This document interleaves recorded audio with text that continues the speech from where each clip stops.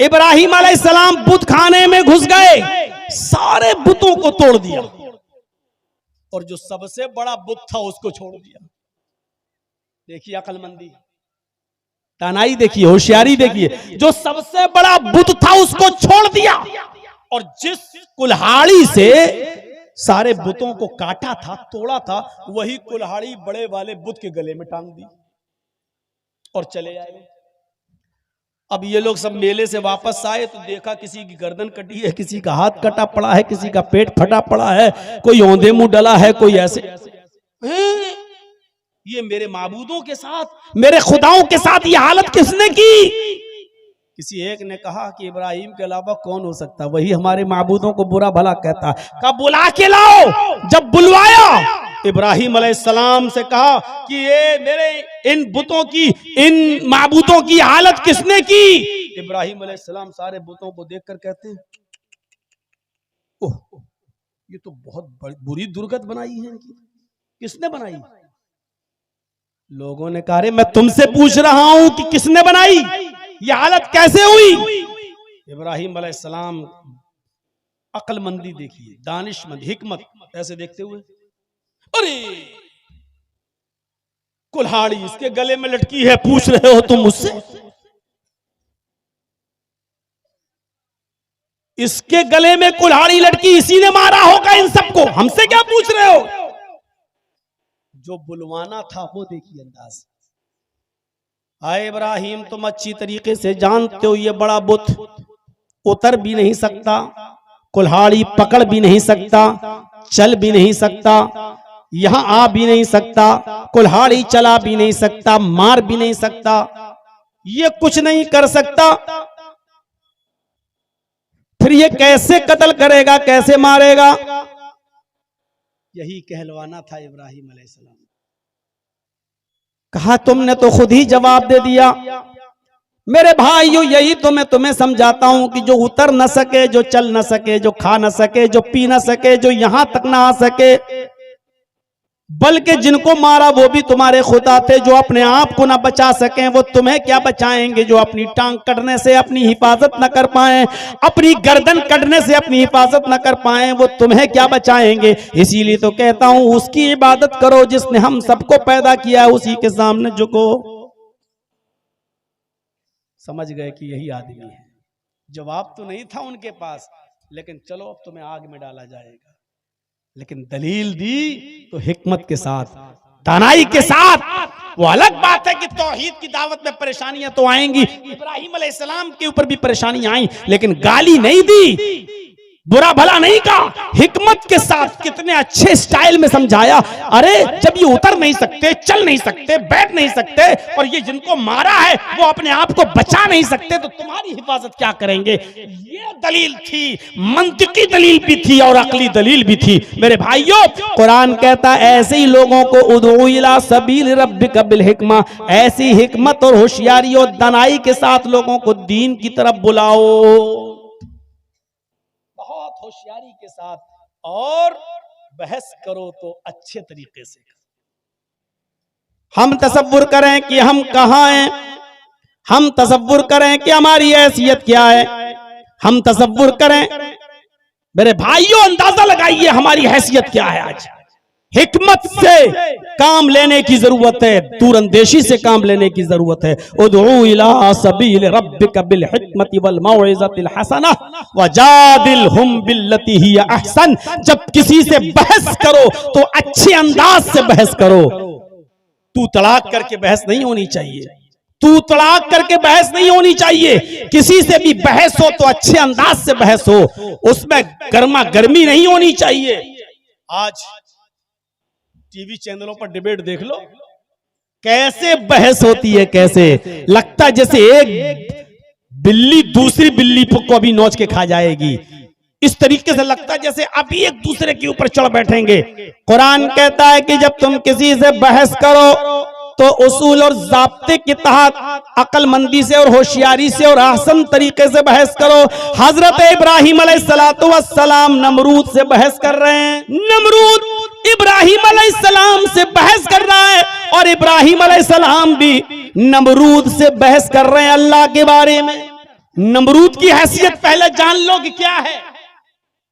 पूरी दुनिया पर हुकूमत करने वाले, पूरे मुल्क पर नहीं, पूरी दुनिया पर हुकूमत करने वाले 4 लोग गुजरे हैं, 4 लोग जिन्होंने अपने वक्त में पूरी दुनिया पर हुकूमत की है, जिसमें 2 काफिर थे और 2 मुसलमान। 2 काफिर थे और 2 मुसलमान। मुसलमानों में एक सुलेमान अलैहिस्सलाम और एक बख्त नसर। मेरे भाइयों, और काफिरों में 2 जुल्करनैन, सुलेमान अलैहिस्सलाम मुसलमानों में, और जुल्करनैन, ये 2 मुसलमान थे जिन्होंने पूरी दुनिया पर हुकूमत की है, और 2 काफिरों ने पूरी दुनिया पर हुकूमत की है। 2 काफिरों ने, उन काफिरों में एक का नाम है नमरूद और दूसरे का नाम है बख्त नसर। ये 2 काफिर थे जिन्होंने पूरी दुनिया पर हुकूमत की है। तो पूरी दुनिया पर हुकूमत करने वाला कौन है? नमरूद। ये गांव का सरपंच नहीं है, ये गांव का मुखिया नहीं है, ये गांव का प्रमुख नहीं है, ये एमएलए नहीं है, ये एमपी नहीं है, ये चीफ मिनिस्टर भी नहीं है, ये प्राइम मिनिस्टर भी नहीं है, बल्कि पूरी दुनिया पर हुकूमत करने वाला है, पूरी दुनिया पर। और इब्राहिम अलैहिस्सलाम किससे मुनाजरा कर रहे हैं, किससे डिबेट कर रहे हैं? जो पूरी दुनिया का हाकिम वक्त है, पूरी दुनिया पर हुकूमत करता है। तौहीद इंसान के अंदर इतनी बहादुरी पैदा कर देती है, एक अल्लाह की इबादत इतनी बहादुरी पैदा कर देती है कि इंसान पूरी दुनिया के बादशाह के सामने टकरा जाता है। बात कितने अच्छे अंदाज में होती है, देखिए, बहस में तू तलाक नहीं, बहस में गाली गलूज नहीं, बहुत आसान और अच्छे तरीके से इब्राहिम अलैहिस्सलाम ने कहा, मेरा रब वो है, रब्बी अल्लज़ी युही व युमीत। अरे नमरूद, मेरा रब वो है जो जिंदा करता है और मारता है। मेरा रब वो है जो जिंदगी देता है और जो मौत के घाट उतारता है, वो मेरा रब है। तो नमरूद ने कहा, ये काम तो मैं भी कर सकता हूं, मैं भी जिंदगी देता हूं, मैं भी मौत, उही व उम्मीद, अना उही व उम्मीद, ये तो मैं भी कर सकता हूं। एक आदमी जेल में बंद था, जिसको फांसी और मौत की सजा थी, उसको जेल से निकाला, कहा देखो इसको कल कत्ल होना था, इसकी गर्दन उड़ाई जाना थी, इसको सजा थी, मैंने माफ कर दिया, जाओ इसको छोड़ दिया। देखो मैंने भी एक को जिंदगी दे दी। और एक बेकसूर आदमी रास्ते से जा रहा था, उसको पकड़ा और उसकी गर्दन उड़ा दी नमरूद ने। कहा देखो मैं भी किसी को मार सकता हूं, मैं भी कत्ल, ये तो मैं भी कर सकता हूं, जिसको चाहूं जिंदगी दे दूं और जिसको चाहूं कत्ल कर दूं। इब्राहिम अलैहिस्सलाम समझ गए ये मोटी खोपड़ी का है, जैसे आज हमारे ऊपर मुसल्लत है मोटी खोपड़ी के। मेरे भाइयों, इब्राहिम अलैहिस्सलाम समझ गए कि ये आदमी ऐसे नहीं समझेगा, मोटी खोपड़ी का है। इब्राहिम अलैहिस्सलाम ने झट से ऐसी दलील पेश कर दी, हक्का बक्का रह गया। इब्राहिम अलैहिस्सलाम ने कहा, मेरा रब वो है, याती बिशम्सी मिनल मशरिक फाती बिहा मिनल मगरिब। मेरा रब वो है जो सूरज को मशरिक से पूरब से निकालता है। मेरा रब वो है जो सूरज को पूरब से ईस्ट से निकालता है और मगरिब में पश्चिम में वेस्ट में डुबो देता है, उसको अस्त कर देता है, उसको डुबोता है। ये मेरा रब है जो सूरज को पूरब से निकालता है और पश्चिम में डुबो देता है। अगर तू अपने आप को रब कहता है, तू अपने आप को खुदा कहता है, तो मगरिब से निकाल, पश्चिम से निकाल कर पूरब में डुबो के दिखा। बुहितल्लज़ी कफर। समझ गया कि इब्राहिम अलैहिस्सलाम ने ऐसी चीज करने को कहा है जो मेरे बाप दादा भी नहीं कर पाएंगे। छठी का दूध याद आ जाएगा। कितनी अच्छी तरीके से डिबेट हो रही है, न लड़ाई, न झगड़ा, न दंगा, न फसाद, और पूरी दुनिया के बादशाह से टकरा रहे हैं। इब्राहिम अलैहिस्सलाम, मैं तुझे रब नहीं मान सकता, मेरा रब वो है जो सूरज को पूरब से निकालता है और पश्चिम में डुबोता है। अगर तू खुदा है तो पश्चिम से निकाल के पूरब में डुबो। नहीं कर पाया। इब्राहिम अलैहिस्सलाम ने कहा तू मेरा खुदा नहीं हो सकता। दावत दो तो हिकमत से। जरा अंदाजा लगाइए आप, हम तो अपने हालात का सही जायजा नहीं ले सकते। आपको पता नहीं आप अंगार किस अंगार पर बैठे हुए हैं, हम और आप। और सोशल मीडिया पे चले जाइए तो चर्चों पे चर्चे करवा लो। मेरे भाइयों, कभी कभी हमें दबकर भी समझौते करना पड़ते हैं। खुद हमारे नबी जनाब मोहम्मद रसूलुल्लाह सल्लल्लाहु अलैहि वसल्लम ने भी दबकर समझौते किए हैं। यहां सीना तानने की जरूरत नहीं। मौलाना जर्जिस एक बोल रहा ना वहां यूपी में, एक पार्टी का जिम्मेदार, मौलवी जर्जिस डरपोक है, खुद ही भाग जाए बंगाल, हम क्यों जाएं, वो डरपोक है। इस तरीके की बात। कभी कभी समझौते बड़ी अक्लमंदी और दानिशमंदी के साथ भी होते हैं। वो मिसाल मेरी आपने पढ़ी होगी, सुनी होगी। एक तालाब पर बकरी भी पानी पी रही है और शेर भी पानी पी रहा है।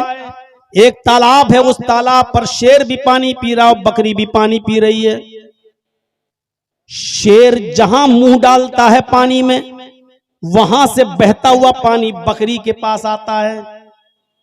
बकरी उसी पानी को पी रही है, तो शेर का झूठा पानी बकरी को मिल रहा है। बकरी की तरफ से पानी बहता हुआ शेर की तरफ नहीं जा रहा है। शेर जहां मुंह डाल रहा है, वहां से पानी बहता हुआ बकरी के पास आता है और बकरी उसी पानी को पीती है। जब दोनों पानी पी चुके तो शेर ने कहा गुर्राते हुए, तूने मेरा पानी गंदा क्यों किया? तूने मेरा पानी गंदा क्यों किया, झूठा क्यों किया? कौन कह रहा है?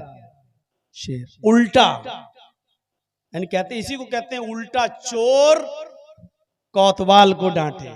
शेर कह रहा है, ए बकरी, तूने मेरा पानी झूठा क्यों किया? बकरी कहती है, हुजूर, पानी तो आपकी तरफ से बहता हुआ आ रहा है, मैं तो आपका झूठा पानी पी रही हूं। मेरा झूठा पानी आप थोड़ी पी रहे हैं, पानी तो आपकी तरफ से बहता हुआ मेरे पास आया, हमने तो आपका झूठा पानी पिया। शेर कहता है, अच्छा, तो तू मुझसे मुंह भी चलाती है, जबान भी चला रही है, तुझे बोलना भी आता है, तू मेरे सामने बात करने की भी हिम्मत करती है। शेर आगे बढ़ा और उसने अपने पंजों से उस बकरी को फाड़ दिया। मैं शेर किसको कह रहा हूं और बकरी किसको कह रहा हूं, ये समझ लो तो पूरी तकरीर समझ में आ जाएगी।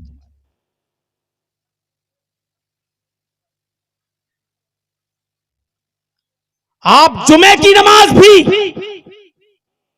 मस्जिद के बाहर 5 मिनट की नमाज आप नहीं पढ़ सकते हो,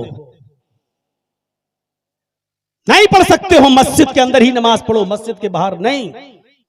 लेकिन तुम्हारे लंगर रोड पे चलेंगे खुलकर, तुम्हारे कांवड़िए सरेआम घूम के चलेंगे सड़कों पर, जाम लगाते हुए, उसके ऊपर हेलीकॉप्टर से फूलों की बारिश भी होगी। जहां चाहेंगे वहां रुक जाएंगे और डेरा डालेंगे।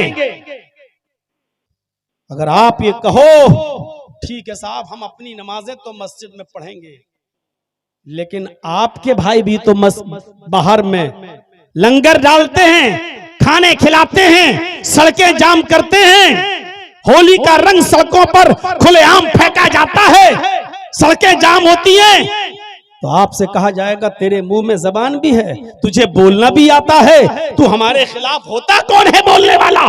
मेरे भाइयों, यही चीज मैं समझाने की कोशिश कर रहा हूं बंगाल के लोगों को, जिसकी बुनियाद पर हमें आज चैनल वाले डिबेट में लाने की कोशिश करते हैं और दिखाते हैं कि देखो ये कितना भयभीत कर रहा है मुसलमानों को, ये कितना डरा रहा है मुसलमानों को। यह समझने की कोशिश करिए। आप नहीं बोल सकते हो साहब, आप कौन होते हैं बोलने वाले, ये कहने वाले? आप हमारे इलाके में आ जाइए, मंगल का दिन पूरा का पूरा हॉर्न, गाड़ियां सब जाम, सब जाम हो जाते हैं हॉर्न देते देते, क्योंकि वहां लंगर चलता है, खाने पीने का दौर चलता है। और गुरुद्वारे में चले जाइए चांदनी चौक पर मेरे भाइयों, हर संडे को हमारे सिख भाइयों का लंगर चलता है, पूरा रास्ता जाम हो जाता है। लेकिन आपने अगर 5 मिनट की नमाज पढ़ ली तो सारी आफतें और सारी मुसीबतें आप पैदा कर रहे हैं, रास्ते आप जाम कर रहे हैं। अगर आपने ये कह दिया कि आपके अंदर भी ऐसा हो रहा है, ये लोग ऐसा कर रहे हैं, तो तेरे अंदर जबान भी है, तू बोलता भी है, तेरे मुंह में जबान भी है। ये सूरत हाल है आज हमारी। इस कंडीशन को समझने की जरूरत है, हिकमत को। मेरे भाइयों, शेर ने शिकार किया गधे का, भेड़िए ने शिकार किया बकरी का, लोमड़ी ने शिकार किया खरगोश का। 3 जानवरों ने 3 जानवर को मारा। याद रखना, शेर ने किसको मारा? गधे को। भेड़िए ने किसको मारा? बकरी को। लोमड़ी ने किसको मारा? खरगोश को। अब शेर ने कहा भेड़िए से, भेड़िए बताओ कौन सा जानवर कौन खाएगा, तुम इंसाफ करो। शेर ने कहा, जज किसको बना दिया? भेड़िए को। तुम बताओ कौन सा जानवर कौन खाएगा। भेड़िया शेर के जुल्म को समझ नहीं पाया, ये नहीं जानता था कि शेर इतना जालिम है, वो समझ नहीं पाया। उसने कहा बहुत आसान है। कहा क्या आसान है? कहा गधा आपने मारा, बड़ा भी है, गधा आप खा लीजिए। बकरी मैंने मारी, मेरे हिसाब की ठीक है, बकरी मैं खा लेता हूं। और लोमड़ी ने खरगोश मारा, ये लोमड़ी खरगोश खा लेती है। तीनों ने 3 जानवर मारे, अपना अपना जानवर सब खा लें, आप गधा खा लो, मैं बकरी और लोमड़ी खरगोश। शेर ने कहा इधर थप्पड़ मारा, इतना बेकार फैसला, और पकड़ा और उसको उठा के फाड़ दिया, कत्ल कर दिया, नोच डाला उसको। अब ये भी मर गया। कमीना, फैसला करना आता नहीं, फैसला करने चले गए। लोमड़ी से कहा, ए कमीना, ये फैसला ही करना नहीं जानता, पता नहीं कहां से सीख के आया था। तुम बताओ कौन सा जानवर कौन खाएगा, तुम फैसला करो। लोमड़ी ने तो भेड़िए का हाल देख लिया। लोमड़ी कहती वाकई बड़ा पागल था, कमीने को फैसला करना ही नहीं आता था। अच्छा, तो तुम्हारा फैसला क्या है? अरे मेरा फैसला क्या है हुजूर, आप जंगल के राजा हैं, सुबह उठिए गधा खाइए, दोपहर में आप बकरी खा लीजिए, शाम को मुंह का जायका बदलने के लिए खरगोश खा लीजिए, और अब तो भेड़िया भी हाजिर है साहब, सोते वक्त भेड़िया भी खा लीजिए। ये चारों जानवर आप नहीं खाएंगे तो कौन खाएगा? आप जंगल के राजा हैं, ये चारों जानवर आपके हैं। दिन में सुबह उठिए तो गधा खा लीजिए, दोपहर में बकरी खा लीजिए, शाम को खरगोश खा लीजिए, और रात में भेड़िया खा लीजिए। ये चारों जानवर आपके हैं। शेर ने मुस्कुराते हुए कह रहा हूं, शाबाश, ये है फैसला। इतना अच्छा फैसला तुमने किससे सीखा? लोमड़ी ने कहा हुजूर भेड़िए से सीखा है।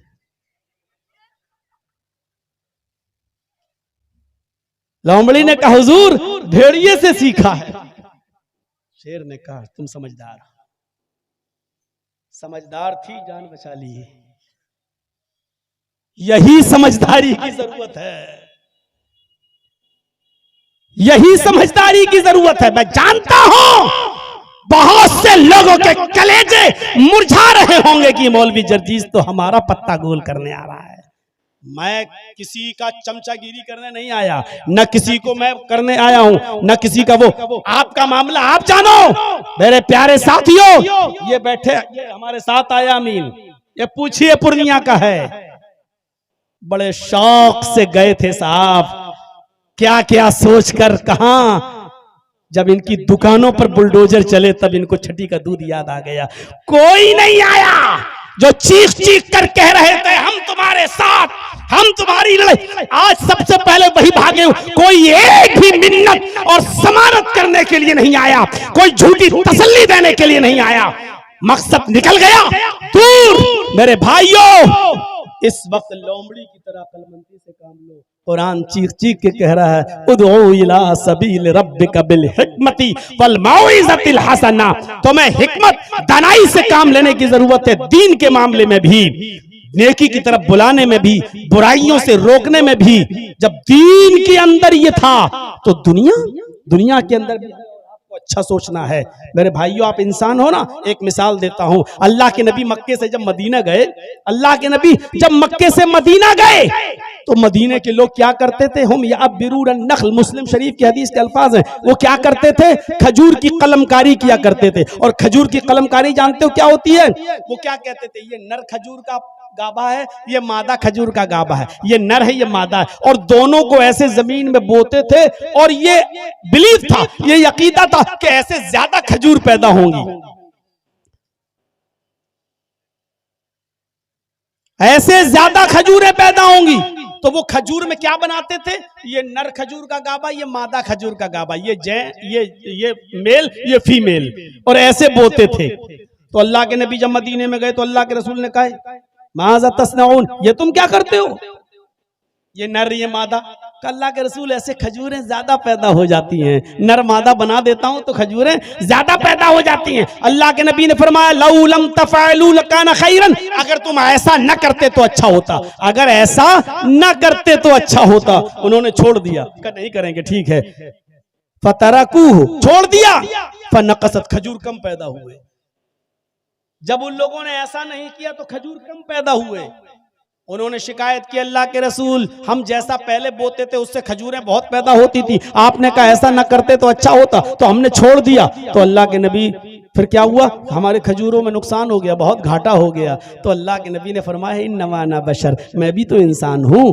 क्या कहा? मैं भी तो इंसान हूं। इज़ा अमरतुकुम बिशैइन मिन अम्रि दीनिकुम, जब मैं तुम्हें तुम्हारे दीन की कोई बात बताऊं तो ले लिया करो। व इज़ा अमरतुकुम बिशैइन मिन अम्रि दुनियाकुम फइन्नमा अना बशर, जब मैं तुम्हें तुम्हारी दुनिया की कोई बात बताऊं तो तुम ले भी सकते हो, छोड़ भी सकते हो। यानी अगर मेरी बात इंसान होने की हैसियत से अगर आपको नुकसान पहुंचा रही है तो तुम जैसा पहले करते थे वैसा करो। यानी तुम अपनी दुनिया को मुझसे ज्यादा अच्छी तरह समझते हो, अपने कारोबार को मुझसे ज्यादा अच्छा समझते हो। बंगाल वालों, मौलाना जर्जीस की बातों में मत आना। तुम अपना मामला हमसे अच्छा समझते हो, तुम अपने इलाके के हालात हमसे अच्छा समझते हो, तुम अपने यहाँ के मिजाज को हमसे अच्छा समझते हो। तुम अपने मिजाज से काम करना। मौलवी जर्जीस की बातों में क्यों आए हो? मौलवी जर्जीस अब तो यूपी नहीं संभाल पा रहा, तुम्हारा क्या सवालेगा? तुम अपने इलाके को देखो। मेरे भाइयों, ये हिकमत और दानिशमंदी की जरूरत है आज हमें और आपको सबको। और सुनिए, क्या बात बताने की जब आई तो बता देता हूं मेरे भाइयों। अल्लाह के नबी के पास एक नौजवान आया, और सुनो नौजवानों सुनो, एक नौजवान आया और कहता अल्लाह के रसूल मस्जिद में, अरे अल्लाह के रसूल क्या मुझे जिना की इजाजत दीजिए। पूछो उलमा से, भाई हकीकी रिवायत है, इजाजत किसकी मांग रहा है? जिना करने की। दुनिया में सबसे बुरा काम शिर्क के बाद क्या है? जिना। किसी की मां, बहन, बेटी के साथ गलत ताल्लुकात, नाजायज ताल्लुकात कायम करना। वो किस चीज की परमिशन मांग रहा है? दुनिया के सबसे गंदे काम की। और किससे मांग रहा है? दुनिया के सबसे बेहतर और अच्छे इंसान से, मुहम्मदुर रसूलुल्लाह से। नौजवानों, ये वाकया जरूर सुन लीजिएगा। अल्लाह के नबी से कहता है अल्लाह के रसूल मुझे जिना की इजाजत दीजिए। जिना के लिए मेरे पास इंतजाम है, यानी मेरी कोई दोस्त है, मेरी गर्लफ्रेंड है, मुझे बस परमिशन दीजिए। अब सहाबा किराम उसको ऐसे कोहनी मार के कह रहे हैं चुप चुप चुप, क्या क्या बोल रहा तू? अल्लाह के नबी ने कहा नहीं साथियों, इधर आओ। मस्जिद में जिना की इजाजत, दुनिया की सबसे मुबारक हस्ती के सामने दुनिया के सबसे गंदे काम की।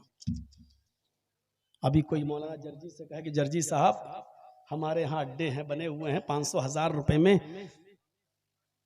क्या इजाजत है? तो हम क्या कहेंगे? भग कभी ने, आज के बाद बात मत करना, इतने गंदे काम की इजाजत ना, भग, तेरे घर में माँ बहन नहीं है। ये समझाने का अंदाज है आज हम लोग। अल्लाह के नबी के सामने वो कह रहा, साहबा भी कह रहे हैं क्या मांग, चुप। अल्लाह के नबी कहते नहीं, जरा उदनु मिन्नी, मेरे करीब हो जाओ। बुलाया, क्या कह रहे हो, खुल के कहो क्या कहते हो। अल्लाह के रसूल, मैं जिना करना चाहता हूं, एक लड़की से दोस्ती है मेरी, आपकी परमिशन की जरूरत है। आपने कहा ठीक है मैं दे दूंगा परमिशन, लेकिन सुनो, जो काम तुम उस लड़की के साथ करना चाहते हो, अगर मैं तुमसे ये कहूं ये काम तुम अपनी माँ के साथ करो तो करोगे? क्या अंदाज था समझाने का। जो काम तुम उस लड़की के साथ करना चाहते हो, अगर मैं तुमसे ये कहूं कि ये काम तुम अपनी माँ के साथ करो, इसलिए कि जो चीज उसके पास है वही तुम्हारे माँ के पास भी है। सोचोगे आप? उसने कहा फिदा का भी वो उम्मी या रसूल अल्लाह, अय अल्लाह के नबी मेरे माँ बाप आप पर कुर्बान, मैं ऐसा नहीं कर सकता। कौन शरीफ इंसान है जो अपनी माँ के साथ जिना करेगा? आपने कहा अच्छा ठीक है, अपनी बहन के साथ ये काम करोगे? उसने कहा अल्लाह के नबी सल्लल्लाहु अलैहि वसल्लम मेरे माँ बाप आप पर कुर्बान, कोई भी शरीफ इंसान अपनी बहन के साथ भी ये काम नहीं करेगा। आपने कहा अपनी बेटी के साथ ये काम करोगे? उसने कहा अल्लाह के नबी कोई भी शरीफ इंसान अपनी बेटी के साथ भी ये काम नहीं कर सकता। आपने कहा अच्छा ऐसा करो, अपनी खाला के साथ ये काम कर लो। उसने कहा कोई शरीफ इंसान अपनी खाला के साथ भी ऐसा नहीं कर सकता। आपने फरमाया अपनी फूफी के साथ ये काम कर लो। कहता मेरे माँ बाप आप पर कुर्बान, अय अल्लाह के नबी कोई भी शरीफ इंसान अपनी फूफी के साथ भी ये काम नहीं कर सकता। आपने कहा जिस लड़की के साथ तुम जिना की परमिशन मांग रहे हो वो भी किसी की माँ होगी, वो भी किसी की बहन होगी, वो भी किसी की बेटी होगी, वो भी किसी की फूफी होगी, वो भी किसी की खाला होगी। जब तुम अपनी बहन और बेटी के साथ अपनी माँ के साथ ये काम करना गवारा नहीं कर रहे हो और ये भी नहीं चाहते हो कि कोई दूसरा तुम्हारी माँ बहन बेटी के साथ ये काम करे, तो फिर दूसरा ये कैसे चाहेगा जिसकी वो बहन होगी बेटी होगी भी, वो कैसे पसंद करेगा कि मेरी बहन के साथ मेरी बेटी के साथ मेरी फूफी के साथ ये गलत काम हो? कैसे बर्दाश्त करेगा? बोलो तुम करोगे? कहा नहीं। तो फिर वो कैसे करेगा अगर उसको पता चलेगा तो? कहने लगा अल्लाह के नबी आपने जैसे समझाया मुझे अच्छी तरीके से इल्म हो गया, मेरे सर पे हाथ फेरिए और मेरे लिए दुआ करिए। अल्लाह के नबी ने उसके सर पे हाथ फेरते हुए फरमाया आय अल्लाह इस नौजवान की नजरों की हिफाजत फरमा। उस नौजवान का बयान है कि उस दिन की तारीख से फिर मेरी नजर किसी लड़की तो छोड़ो किसी हराम चीज की तरफ फिर मेरी नजर नहीं उठी। इस अंदाज से समझाते थे, डायरेक्ट ये नहीं कहते थे भाग जिना की इजाजत लेने आया, नहीं। आपने कहा इधर आओ, समझाया तो ऐसे समझाया कि ये काम क्या तुम अपनी माँ के साथ करोगे, अपनी बहन के साथ करोगे, अपनी बेटी के साथ करने को तैयार हो, अपनी फूफी और चची के साथ करने को तैयार हो। उसने हर बात पे कहा नहीं। आज भी किसी से पूछा जाए तो वो यही कहेगा कि नहीं। मेरे इटावा में एक रिक्शे वाला था, बहुत पुरानी बात है, मेरे इटावा में एक रिक्शे वाला था, एक अमीर आदमी उस आदमी के रिक्शे पर बैठता है और इत्तेफाक देखिए उससे कोई झगड़ा हो जाता है किसी बात का। वो अमीर आदमी बड़ा सोर्स वाला था, उसने मारा पीटा और झगड़े का इल्जाम उस लड़के के ऊपर, उस रिक्शे वाले उस गरीब आदमी के ऊपर लगा दिया और उसको जेल भिजवा दिया और ऐसा घिनौना इल्जाम लगवाया जिस पर उसको 4 साल की सजा होती है। उसके बाप नहीं थे, उस लड़के की माँ नहीं थी, सिर्फ एक बहन थी। वो बहन भी 17-18 साल की हो चुकी थी। उसको सिर्फ जेल में फिक्र थी तो अपनी बहन की फिक्र थी कि मेरी बहन पूरी जिम्मेदारी मेरे ऊपर, मैं अपनी बहन के हाथ पीले करने वाला था। उसकी शादी रिक्शा चला चला कर कमा कमा कर अपनी बहन की शादी करने की तैयारी कर रहा था, लेकिन मुझे को जेल में डाल दिया गया। 4 साल तक उसने अपनी बहन का चेहरा नहीं देखा और 4 साल के बाद जब अपनी सजा पूरी करने के बाद जब अपने घर लौटा तो क्या देखता है कि मेरे गांव का एक बुजुर्ग आदमी, मेरे गांव का एक मोतबर आदमी मेरी बहन को अपने घर में अपनी बेटी की तरह रखे हुए है। उसने उसकी परवरिश की, खिलाया पिलाया और आराम से रखा। उसके बाद वो लड़की, वो बहन जब अपने भाई के सीने से चिपकती है, रोती है, आंखों में आंसू आते हैं, तो इस लड़की ने रोते हुए कहा कि भाई अब्बू ना होते, ये बुजुर्ग ना होते तो आपकी बहन मुंह दिखाने के लायक न रहती। मैंने सोच लिया था कि अपने भाई को जेल से छुड़ाने के लिए मुझे कुछ भी करना पड़े, मुझे अपना जिस्म ही क्यों ना बेचना पड़े, लेकिन मैं आपको जेल से छुड़ाऊंगी। लेकिन इस बुजुर्ग ने मेरी बड़ी इज्जत की है, अपनी बेटी की तरह रखा है, इसलिए मेरा हौसला बढ़ता गया। आए मेरे भाई, अगर ये बुजुर्ग ना होता तो आज आपकी बहन आपको मुंह दिखाने के लायक ना होती। जैसी उसने ये कहा, इस रिक्शे वाले भाई ने अपनी बहन का मुंह पकड़ लिया और कहा, खामोश, चुप चुप खामोश। दुनिया में ऐसा कोई मर्द पैदा ही नहीं हुआ है जो मेरी बहन पर गलत नजर डाल सके। उसने मुस्कुराते हुए कहा, भाई अपनी बहन पर इतना गर्व कैसे? उसने कहा, बहन पर गर्व नहीं, मुझे अपने आप पर गर्व है। मेरी बहन, तेरा भाई रिक्शा चला चला कर तेरे जहेज का इंतजाम करता है, तेरा पेट पालता था। एक ही सपना था कि मैं अपनी बहन का घर बसा सकूं। मेरी बहन, तेरे भाई के रिक्शे पर कॉलेज की लड़कियां भी बैठती हैं, स्कूल की लड़कियां भी बैठती हैं। तेरा भाई अपने गमछे से सीट साफ करता है और उन लड़कियों को बिठाकर उनको कॉलेज तक, उनके स्कूल तक पहुंचाता है। मेरी बहन, तेरे भाई के रिक्शे पर अब तक जितनी भी लड़कियां बैठी हैं, तेरे भाई ने उनको अपनी बहन की नजर से देखा है। तेरे भाई ने उनको अपनी बहन की नजर से देखा है। जब मैंने किसी की बहन बेटी पर गलत नजर नहीं डाली, जब मैंने हर एक को अपनी बहन की नजर से देखा है, जब मैंने किसी की बहन पर गलत नजर नहीं डाली, तो ऐसा कौन माँ का लाल है जो मेरी बहन पर गलत नजर डाले? फख्र के साथ यहां जितने भी बैठे हैं सुन लो, जितने दूसरों की बहनों बेटियों पर गलत नजरें डालते हैं और मोबाइलों पर रात रात भर लगे रहते हैं, सुन लो, तुम्हारी बहनों बेटियां भी महफूज नहीं है। गर्व के साथ वही कह सकता है जो दूसरों की बहन को अपनी बहन, दूसरों की बेटियों को अपनी बेटी समझेगा, वो गर्व के साथ कह सकता है कि मेरी बहन पर कोई गलत नजर नहीं डाल सकता, मेरी बेटी पर कोई गलत नजर नहीं डाल सकता। इस हम्माम में सब नंगे नजर आए।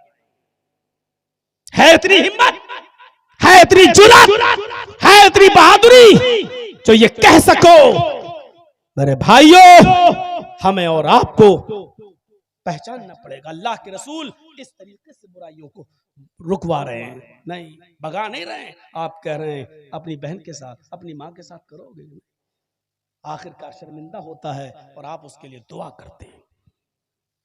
अपने आप को बुराइयों से बचाओ, इस हद तक बचाओ कि अल्लाह के नबी रमजान के महीने में एतिकाफ में बैठे हुए हैं। एतिकाफ समझते हैं ना? एतिकाफ में बैठे हुए हैं। दो बीवियां अल्लाह के रसूल सल्लल्लाहु अलैहि वसल्लम से मुलाकात करने के लिए आती हैं। दो बीवियां, नबी की दो बीवियां मुलाकात करने आती हैं। अगर कोई मर्द मस्जिद में एतिकाफ में बैठा है तो उसकी बेटी मिलने आ सकती, उसकी बीवी भी उससे मिलने आ सकती है, कोई बुराई नहीं है। अल्लाह के नबी एतिकाफ में बैठे हैं, आपकी दो बीवियां आपसे मिलने आई, थोड़ी देर रुकी, घर की बात हुई और चलने लगी। आप अपनी दोनों बीवियों को मस्जिद के दरवाजे तक छोड़ने आए। उन दोनों बीवियों ने सर छिपा रखा था, उन्होंने अपने हाथों में सॉक्स, हाथों में ग्लव्स और पैरों में सॉक्स पहन रखे थे। अल्लाह के नबी जब अपनी बीवियों को मस्जिद के दरवाजे पर छोड़ने आए तो दो अंसारी नौजवानों को आते हुए देखा। आपने उन दोनों अंसारियों को बुलाया, आए अंसारी नौजवानों इधर आओ। वो दोनों नौजवान अंसारी जब अल्लाह के नबी के करीब आते हैं तो आप कितनी शानदार अंदाज में कहते हैं, आए नौजवानों, आए अंसारियों, ये दोनों मेरी बीवियां हैं, ये दोनों मेरी बीवियां हैं, शक मत करना। अल्लाह के नबी आप कैसी बात कर रहे हैं, आपके ऊपर कौन शक कर सकता है? आपने कहा नहीं, यहां से गुजरने के बाद शैतान जो खून की रगों में दौड़ता है वो हमारे दिलों में ये वसवसा डाल सकता है। पता नहीं मोहम्मद किन औरतों से बात कर रहा था। देखो ये दोनों मेरी बीवियां हैं, कोई पराई नहीं है। इस तरीके से गुनाहों से बचा करते थे कि आपको शक है कि ये दोनों जाने के बाद कहीं मेरे बारे में गलत बातें न फैलाएं। आप बुलाकर कहते थे ये दोनों मेरी बीवियां हैं, कोई और नहीं। शरीयत तो ये कहती है कि साली भी अपनी बहनोई की मोटरसाइकिल पर नहीं बैठ सकती, और शरीयत तो ये कहती है कि कोई भाभी भी अपनी देवर के साथ ससुराल से घर नहीं आ सकती। मैके से घर नहीं आ सकती ससुराल, और न ससुराल से अपने मैके जा सकती है। देवर होता कौन है? यहां तो भाई खुद हुक्म देता है छोटे भाई को कि भाभी को ले आओ, भाभी को छोड़ाओ। यहां बीवी खुद कहती है कि लो छोटी बहन को घर छोड़ाओ, छोटी बहन को स्कूल छोड़ाओ। ये जुल्म है, ये ज्यादती है, ये जुल्म है, ये ज्यादती है। शरीयत का मिजाज तो यह है कि कोई साली भी अपने जीजा के साथ सफर नहीं कर सकती है। मियां और बीवी खाना खा रहे हैं, जर्जीस अपनी बीवी के साथ बैठकर खाना खा रहा है, बीवी की मौजूदगी में बीवी की बहनों मेरी साली अगर घर में आ जाए तो बीवी के साथ बीवी की मौजूदगी में भी वो मेरे साथ खाना नहीं खा सकती है। शरीयत बीवी की मौजूदगी में भी साली को अपने जीजा के साथ बीवी की मौजूदगी में भी खाने की इजाजत नहीं देती। और जब इजाजत साथ में नहीं देती, शौहर के साथ भी नहीं देती, तो अकेले तुम्हें बाइक पर बैठकर खगड़ा मेला जाने की इजाजत देगी शरीयत। ये खगड़ा का नाम मैंने क्यों लिया? बहुत सोच समझ के लिया है मेरे भाइयों, इसकी इजाजत देगी ये शरीयत। जब बीवी की मौजूदगी में साली को इजाजत नहीं है कि जीजा के साथ बैठ के खाना खाए, तो स्कूल जाएगी जीजा के साथ। और यही हाल भाभी का भी है, अपने देवर के साथ खाना नहीं खा सकती है, अपने शौहर की मौजूदगी में भी। पर्दा है, और पर्दा भी इतना जबरदस्त। और आई तल हम व या रसूल अल्लाह, अल्लाह के रसूल क्या देवर से भी पर्दा करूं? आपने कहा दुनिया वालों से कुछ कमी हो जाए तो चलेगा, देवर से नहीं। कहा देवर से भी करूं? कहा देवर तो मौत है, अलहमुल मौत, देवर तो मौत है। देवर मौत। एक वाकया सुने हो सऊदी अरब का? भोपाल का एक आदमी था, सऊदिया में काम करता था। सऊदिया में वो टैक्सी चलाता था। टैक्सी सुने हैं वाकया? नहीं सुने तो सुन लो। टैक्सी चलाता था और उसकी ड्यूटी थी कि वो दिन भर टैक्सी चलाता था और रात में आके सोता था। तो एक बार वो ऐसी कपड़ा डाले बैठा हुआ था टैक्सी ड्राइवर जद्दा में, और ऊपर अपना हैंडकरचीफ रुमाल डाले हुए था। उसको कोई पैसेंजर नहीं मिल रहा था। थोड़ी देर के बाद एक औरत आई, उसका पेट बड़ा था, उसके पेट में बच्चा। वो आई, वो कहने लगी, जल्दी से मुझे हॉस्पिटल लेके चलो, तुम मुझे इंडियन लगते हो, तुम जल्दी से मुझे हॉस्पिटल लेके चलो, मुझे डिलीवरी का वक्त है। उसने ऐसे देखा, जल्दी बैठाला, पीछे की डिग्गी खोली और जल्दी से ये ड्राइवर, ये भोपाल का ये आदमी जल्दी से अपनी इस औरत को लेकर अस्पताल पहुंच गया। उधर इसका पेट देखकर इमरजेंसी में जल्दी से इस औरत को लोग लेके गए। इसने कहा कमबख्त अंदर चली गई, मेरा पैसा भी नहीं देके गई, कितना बना। उससे कहा बैठो बैठो, अभी बैठो, चेकअप हो जा। इसने सोचा पता नहीं कितनी देर लगेगी, क्या लगेगी। अच्छा, इससे पूछा तुम उस औरत को लेके आए हो जो अभी अंदर गई? कहा जी। अपना मोबाइल नंबर लिखो इस पर। तो मोबाइल तो चलता नहीं था उस वक्त। उसने जल्दी से अपने घर का लैंडलाइन का नंबर लिख दिया कि ये मेरा है, और जब वो औरत सही हो तो मुझे बता देना भैया, मैं इससे पैसे ऐसे लेते हुए निकल जाऊंगा, अभी पता नहीं क्या है। ये चला गया अपने घर। रात में अपने घर सोया, सुबह फजर में उठा, घंटी बज गई, फोन की, हेलो जी, कल आप उस औरत को लेके आए थे? जी जी जी जी, हॉस्पिटल में छोड़ा था, अब वही बोल रहे हैं? क्या जी। अरे यार, कहां अपनी बीवी को तुम छोड़ के चले गए हो? हैं? बताओ, बेचारी रात भर परेशान रही, जल्दी आओ, जल्दी आओ, तुम्हें याद कर रही है, लड़का हुआ है तुम्हें। उसने कहा, ए डॉक्टर, दिमाग ठीक है तेरा? अच्छा हुआ ये फोन मैंने उठाया, मेरी बीवी ने नहीं उठाया, वरना यही महाभारत का युद्ध हो जाता। कहा आ रहे हो या नहीं आ रहे हो? इंडियन लोग बड़े कमीने होते हैं, पहले ये सब कर लेते हैं, बाद में कहते हैं कि बीवी नहीं है मेरी, इधर जल्दी आओ, नहीं तो अभी पुलिस भेजता हूं तुम्हारे घर। नहीं नहीं नहीं, मैं आ रहा हूं। सीधे गया ड्राइवर टैक्सी चलाते हुए और सीधे उसी रूम में पहुंचा जहां ये लड़की औरत थी, और डांटते हुए कहता, कमबख्त चुड़ैल नागिन डाइन, मैं ही मिला था हैं? इस बच्चे का बाप कहलाने के लिए तुझे शर्म नहीं आई? मैंने तेरे साथ हमदर्दी की और यहां तक लेके आया, बजाय मेरे पैसे देने के इस बच्चे का बाप मुझे बता रही है। अब वो रो के कहती, अरे आपको क्या हो गया है? थोड़ी सी लड़ाई में आप इतनी बड़ी सजा दे रहे हैं। अरे हर मियां बीवी में लड़ाई हो जाती है, थोड़ी सी सजा का आप इतना बड़ा मुझे अरे तो गले पड़ गई इसके। इसने कहा, डॉक्टर साहब ये मेरी बीवी नहीं है, बहुत हुज्जत चली। वो कहती है अल्लाह की कसम इसी का बच्चा है, और ये कहता है अल्लाह की कसम इसका बच्चा मेरा बच्चा नहीं है। मामला इतना तूल पकड़ गया, इतना तूल पकड़ गया कि डॉक्टरों ने आके कहा अच्छा रुको, अभी डीएनए टेस्ट करता हूं तुम्हारा इस बच्चे के खून से। और जैसे ही बच्चे का ब्लड और इसका ब्लड लिया तो औरत कहती है कि डॉक्टर साहब मशीनें कभी कभी गलत रिपोर्ट भी दे देती हैं। अभी आदमी कहता चुप, गलत रिपोर्ट दे देती हैं मशीनें, गलत रिपोर्ट देती हैं, तू गलत है। डॉक्टर ने कहा कोई बात नहीं, 2 दिन में पता चल जाएगा, जाओ 2 दिन के बाद आना। अब ये 2 दिन के बाद जब रिपोर्ट आई तो डॉक्टर ये गया भागते हुए।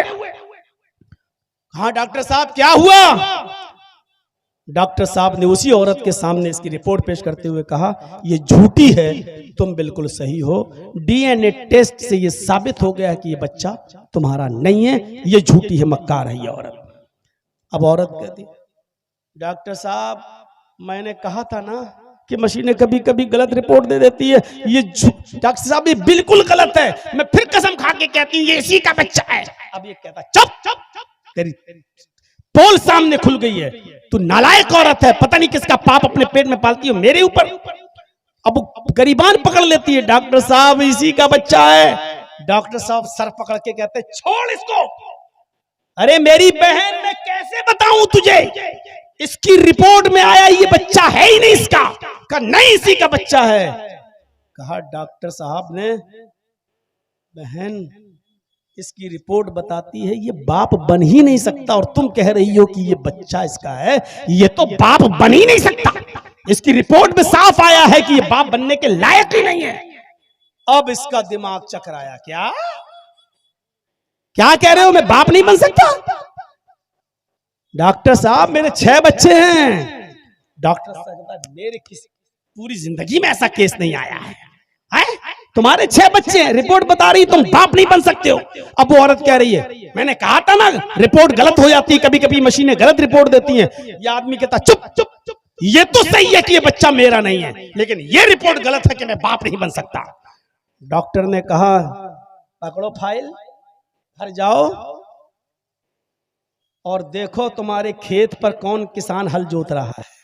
अब यहां से अब वो आया ड्राइवर, जैसे उसने रखा गाड़ी में फाइल, चलाते हुए कहता है अगर ये रिपोर्ट सही है तो ये बताइए ये हल जोत कौन रहा है मेरे घर में।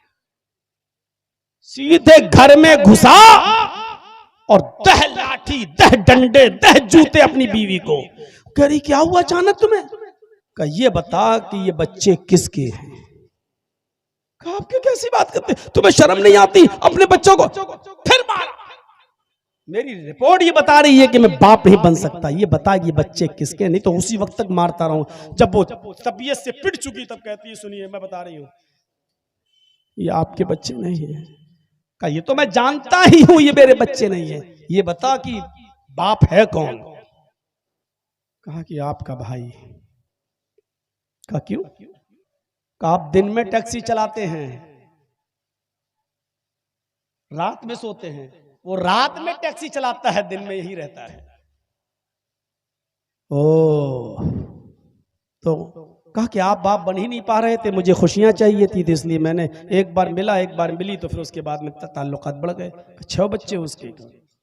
उसने कहा यहां अगर तुम्हारी रिपोर्ट करूंगा तो बहुत सख्त सजा मिलेगी, जब बच्चे भी ये मेरे नहीं है इसी के हैं, तो अब चलो इंडिया में मैं तुम्हें तलाक देता हूं, अब तुम इसी के साथ तुम इससे शादी करना, इसके साथ रहना, यही तुम्हारी सजा है। बच्चे किसके? छोटे भाई के। इस हदीस की रोशनी में अब बताओ कैसा लग रहा है। अरअयतल हमवा, देवर के बारे में आपका क्या ख्याल है? अल्लाह के नबी ने फरमाया अलहमुल मौत, देवर तो मौत है, ये मौत ही तो हुआ। 6 बच्चे पैदा हो गए पता ही नहीं, अंदाजा लगा रहे हैं। इसलिए मेरे भाइयों पर्दा जरूरी है, और अपनी बीवियों, लेडीज आई है क्या? नहीं है ना? ठीक है, अल्लाह शुक्र है, वरना कहती है मौलवी हम ही को मिला था बोलने वाला। आज हमारे उलमा हजरात गौर करें, क्या आज दावत इसी तरीके से देते हैं लोगों को? कितनी पाबंदियां उनके ऊपर लाद देते हैं, कितनी पाबंदियां उनके ऊपर लाद देते हैं, ये भी नहीं करो, ये भी नहीं करो, ये भी नहीं करो, ये भी हराम, ये भी हराम, ये भी हराम। अब बेचारा कहता है कि इस हिंदुस्तान में रहना है भैया, अगर ये नहीं करेंगे तो हम जाएंगे कहां। अरे एक एक करके बताओ ना, जब एक चीज छोड़ दे तब दूसरी चीज छोड़वाओ ना, जब दूसरी चीज छोड़ दे तब तीसरी चीज छोड़वाओ ना। तुम बैक वक्त सारी चीजें उनके सामने बयान कर दोगे, वो कहेगा हे मुल्ला तू अपनी मुल्लागिरी अपने पास रख, हम ठीक हैं बस। नबी अकरम से सीखो। बुराई तो बुराई होती है, बुराई तो बुराई होती है, लेकिन बुराई को रोकने का अंदाज भी देखिए अल्लाह के नबी सल्लल्लाहु अलैहि वसल्लम का। आपने क्या फरमाया, मन रआ मिनकुम मुनकरन फलयुगय्यिरु बियदिही। जिस बुराई को तुम अपनी आंखों से देखो, अगर ताकत है उसको अपने हाथों से दूर करने की तो अपने हाथों से उसको रोक दो। अपने हाथ से अगर उस बुराई को रोक सकते हो तो हाथ से रोक दो, खत्म कर दो। लेकिन अगर हाथ से रोकने में झगड़ा हो सकता हो, झगड़ा हो सकता हो, लड़ाई हो सकती हो, दंगा हो सकता हो, किताल हो सकता हो, मारपीट हो सकती हो, तो अल्लाह के रसूल ने कहा कि फिर उस बुराई को अपने हाथ से मत रोको। जबकि बुराई को हाथ से रोकना ही है, हाथ बुराई को खत्म करना है। मसलन ये कैमरे वाला है हमारे सामने उठक पटक कर रहा है, अपने हाथ से रोकने की ताकत है मुझे, लेकिन डर लगता है कि अगर हाथ से रोकेंगे तो ये सब चैनल वाले इकट्ठे ना हो जाएं, ये कहीं मारपीट पे आमादा ना हो जाएं, कोई इसके फेवर के 8-10 आदमी फिर मारपीट पे तैयार ना हो जाएं। तो अगर फितने का डर हो, फसाद का डर हो, लड़ाई और झगड़े का डर हो, 500 आदमियों की बारात आ रही है, वो बारात आप लोग कहते हो, हम लोग तो डाकू कहते हैं, ये चोर आ रहे हैं, लुटेरे डाकू, अपने हाथ से रोको, रोक लोगे। जर्जीस साहब चले बारात को रोकने, नहीं, लड़की वाले के यहाँ नहीं जाइए, शरीयत में लड़की वाले के यहाँ खाना जायज नहीं है, शरीयत में लड़की वाले को खिलाने की इजाजत नहीं दी। अल्लाह के नबी ने लड़की वाले को कुछ भी नहीं कहा कि तुम ये खिलाओ, लड़की के बाप के ऊपर खिलाना पिलाने की कोई जिम्मेदारी है ही नहीं। अब मैं बारात को रोकूं, लड़का भी मारेगा, लड़के का बाप भी मारेगा, जो 500 बाराती जा रहे हैं वो भी मारेंगे। हे मौलवी चुप, मिंबर पे खड़े होकर ये बात करना, जलसे में करना, यहां नहीं, या तेरे बाप की हुकूमत नहीं चल रही है, यहां मेरी चल रही है। वहां हम अपने हाथ से बारात को नहीं रोक पाएंगे, नहीं रोक पाएंगे। तो अब जबरदस्ती रोकने का हुक्म नहीं दिया कि जबरदस्ती रोको, नहीं। अगर तुम अपनी आंख से किसी बुराई को देख रहे हो, हाथ से रोकने की ताकत हो तो रोको। बारात तो नहीं रोक सकते हैं, लेकिन अपने बेटे का शराब पीते हुए देख रहे हैं, उसको तो रोक सकते हैं ना। अपनी बेटी को बेपर्दा घूमते हुए देख रहे हैं, वो तो रोक सकते हैं ना। मेरी बेटी कॉलेज में और यूनिवर्सिटी में पढ़ रही है और किसी गैर मुस्लिम लड़के के साथ गुफ्तगू करती है, उससे मोबाइल पे बात करती है, उसके साथ घूमती है, चाय की होटलों में जाती है, कैंटीन में बैठती है, इसको तो हम रोक सकते हैं ना। इसको भी रोकेंगे तो फितना होगा। तो जो अपने ताकत में हो वो काम करिए, और जो ताकत में ना हो तो आप जबरदस्ती उसको मत रोकिए। अल्लाह के नबी ने फरमाया फ़इल्लम यस्तति, अगर तुम्हें अपने हाथ से रोकने की ताकत ना हो, फितना फसाद का डर हो, फ़बिलिसानिही, तो अपनी जबान से मना करिए। अब जर्जीस साहब इस मोबाइल को अपने हाथ से तोड़ नहीं सकते क्योंकि खतरा है मारपीट का, तो अपनी जबान से रोकें। ए भैया ठीक हो जाओ, ए भैया संभल जाओ, जबान से रोकिए, जबान से। और अगर जबान से भी कहने में फितना है, आप जबान से बोलेंगे तब भी लोग लड़ने के लिए तैयार हैं। तू कौन होता है, होता कौन है? तो अल्लाह के नबी ने फरमाया अगर जबान से भी रोकने में फितना और फसाद फैलता हो तो छोड़ दो, जबान से भी मना मत करो। वइल्लम यस्तति' फबिक़ल्बिही, तो दिल से बुरा जानो। दिल से बुरा जानने का मतलब क्या? जर्जी साहब मेरी बेटे की शादी हो रही है, मैं बारात की दावत दे रहा हूं, आप चलिए।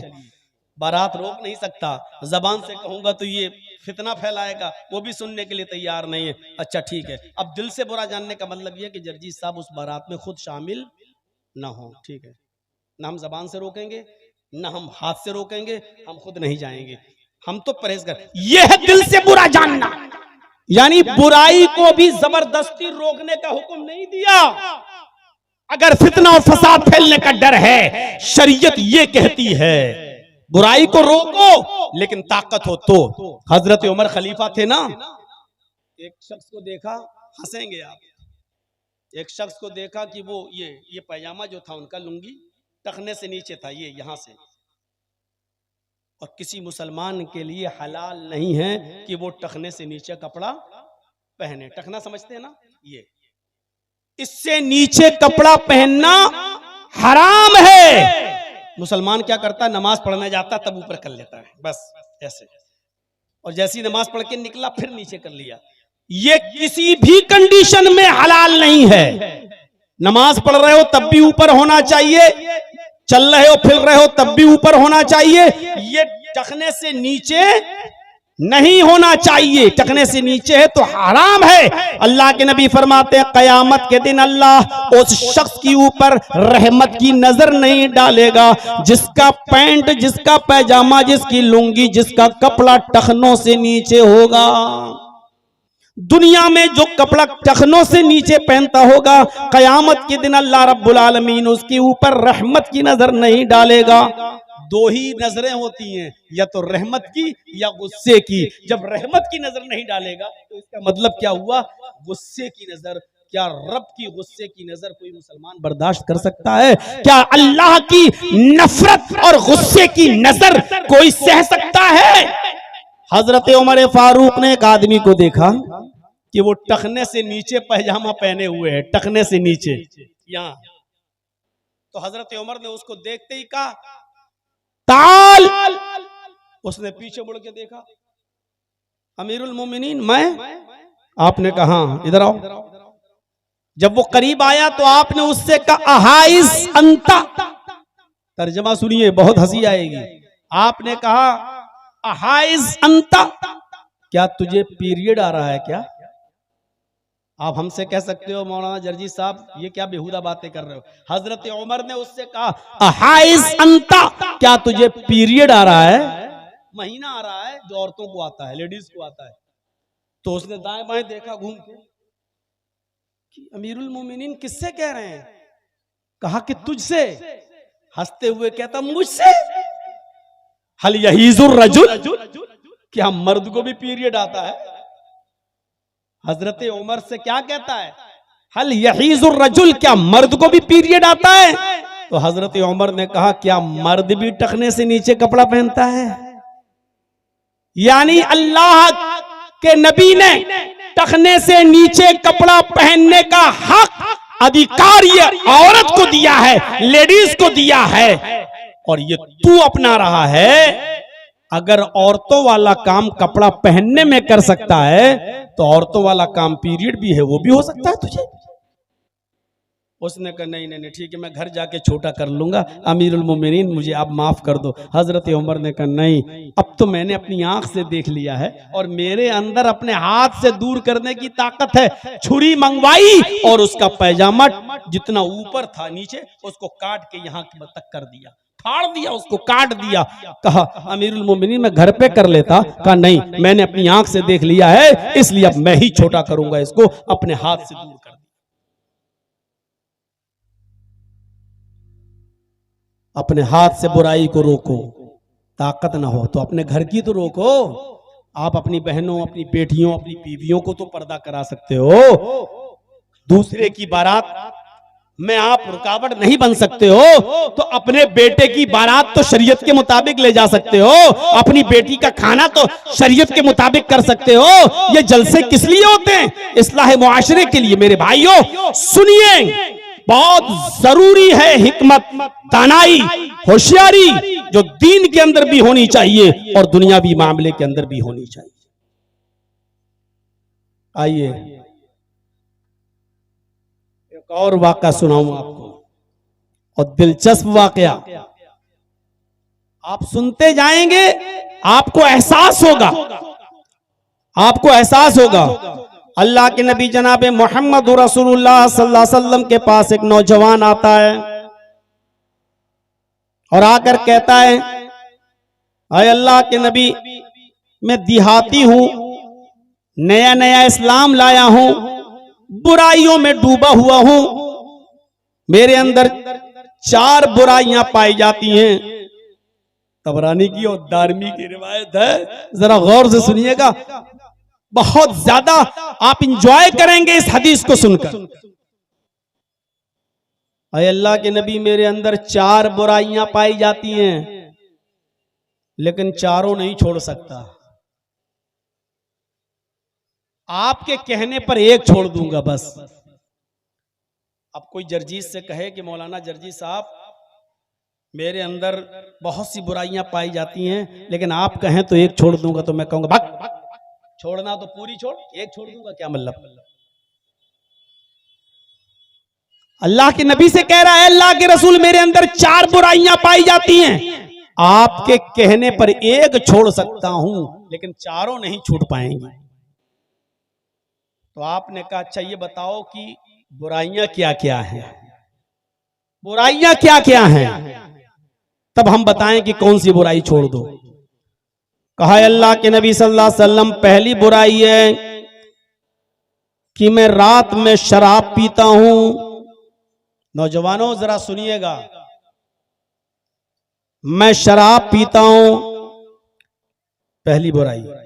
शराब का नशा जब चढ़ जाता है तो मेरी कोई दोस्त है, हम अपनी जबान में कह सकते हैं गर्लफ्रेंड, मेरी एक चाहने वाली है, माशूका है, जिससे मेरे ताल्लुकात हैं। जब शराब का नशा चढ़ जाता है तो फिर मेरा दूसरा काम यह है कि मैं अपनी गर्लफ्रेंड के पास जाता हूं, अपनी माशूका के पास जाता हूं और उसके साथ जिना भी करता हूं। 2 बुराइयां। आपने कहा अच्छा, और तीसरी बुराई? कहा जब मैं जिना करके फारिग होता हूं तो रात काफी हो जाती है, तो रात के अंधेरे का फायदा उठाकर, आय अल्लाह के नबी, मैं चोरी भी करता हूं। आपने कहा अच्छा, 3, और चौथा गुनाह? कहा अल्लाह के रसूल, बात बात पर मैं झूठ भी बोलता हूं। अगर आप मुझसे पूछेंगे जिना किया था या नहीं, मैं कह दूंगा नहीं। अगर आप कहेंगे चोरी की थी या नहीं, तो मैं कह दूंगा नहीं। आप कहेंगे शराब पीती या नहीं, मैं कह दूंगा नहीं। मैं झूठ बहुत बोलता हूं। 4 बुराइयां हैं मेरे अंदर।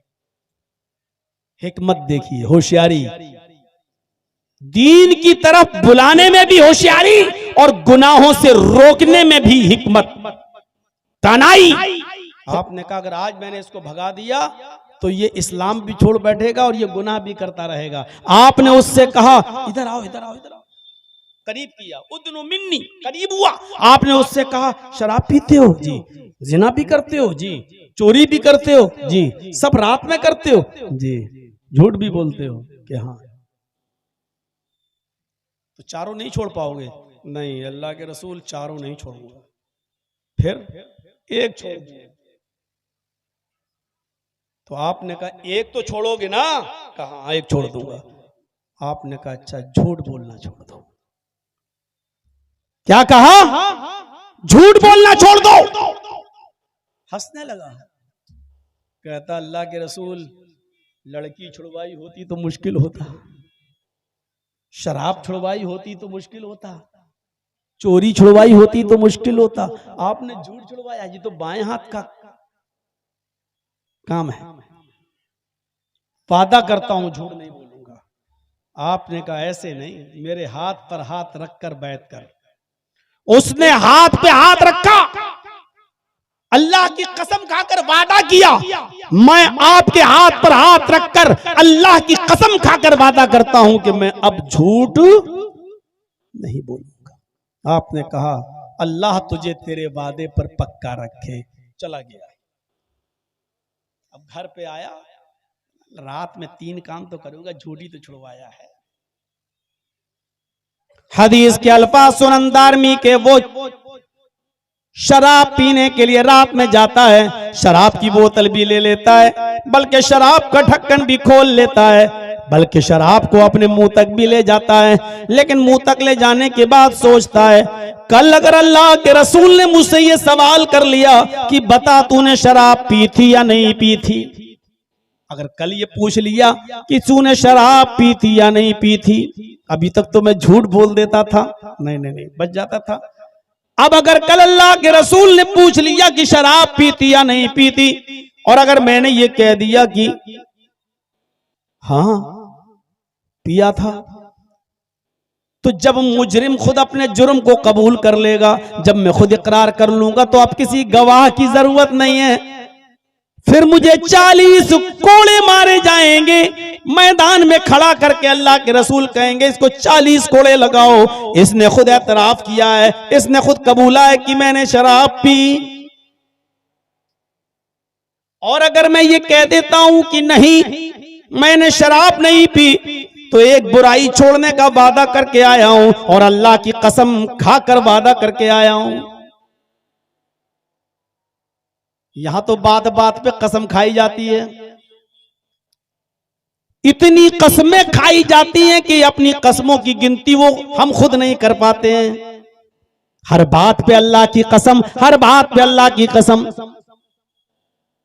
उसने एक बुराई छोड़ने के लिए अल्लाह की कसम खाई और उसके बाद उस पर कायम रहा। उसने कहा मेरे इन हाथों ने मोहम्मद रसूलुल्लाह के हाथों को छू लिया है, अब मैं झूठ नहीं बोलूंगा, लिहाजा शराब ही नहीं पीऊंगा। शराब पी लियो, कहीं पूछ लिया तो कोड़े मारे जाएंगे, और अगर झूठ बोल दिया तो बच तो जाऊंगा, लेकिन मैंने तो वादा किया है झूठ नहीं बोलूंगा, झूठ ही छोड़। शराब छोड़ दिया, अरे शराब नहीं पीऊंगा तो क्या मर जाऊंगा? चलो दिमाग तो खराब था ही, शराब छोड़ दिया।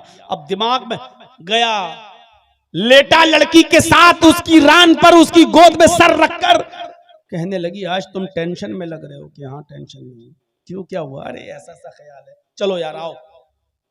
दोनों ने कपड़े उतार लिए, बरहना हो गए। अचानक सोचता है कि अगर आज मैं इस लड़की के साथ मिल लिया, जिना कर लिया, कहीं कर अल्लाह के रसूल फिर ये सवाल कर बैठे, बता तूने कल किसी लड़की के साथ जिना तो नहीं किया? मैंने अगर कह दिया कि हाँ मैंने जिना किया, अगर मैंने कह दिया हाँ किया, तो कुआरा होने की वजह से मुझे 100 कोड़े मारे जाएंगे। एक कोड़ा खाने की ताकत तो है नहीं, 100 कोड़े कैसे खाएंगे? और अगर मैंने कह दिया कि नहीं मैंने जिना नहीं किया, तो ये झूठ हो जाएगा, और मैंने अल्लाह की कसम खाकर वादा किया कि मैं झूठ नहीं बोलूंगा। उसने लड़की को भी धक्का दिया, हट मैं तेरे साथ भी नहीं मिलूंगा, अगर मिलता हूं तो 100 कोड़े, और नहीं झूठ बोलता हूं तो मैं झूठा, और झूठ छोड़ने का मैंने वादा कर लिया है। आगे बढ़ता है, चोरी करता और चोरी करने में कामयाब। सोना चुरा लिया, चांदी चुरा ली, जेवरात चुरा लिए, थैले में भर लिए। उस घर से वापस आने लगता है, सोचता है अगर अल्लाह के रसूल ने पूछ लिया कि बता कल तूने चोरी की थी या नहीं, और मैंने कह दिया हाँ, तो हाथ काटा जाएगा, और अगर कह दिया नहीं तो ये झूठ होगा। उसने जो सामान जहां से चुराया था वहीं रख दिया, सीधे आया, घर आया, सो गया, फजर की अजान हुई, चला गया, नबी के पीछे नमाज पढ़ा। अल्लाह के नबी ने सलाम फेरा, उसको अगली सफ में देखा, आपने उसको बुलाया, इधर आओ, आज की रात कैसी गुजरी? सर नीचे कर ले। आपने कहा नौजवान मैं कुछ पूछूंगा नहीं तुमसे, मैं सिर्फ इतना पूछना चाहता हूं, आज की रात कैसी गुजरी? कल तो बहुत हंस रहे थे तुम।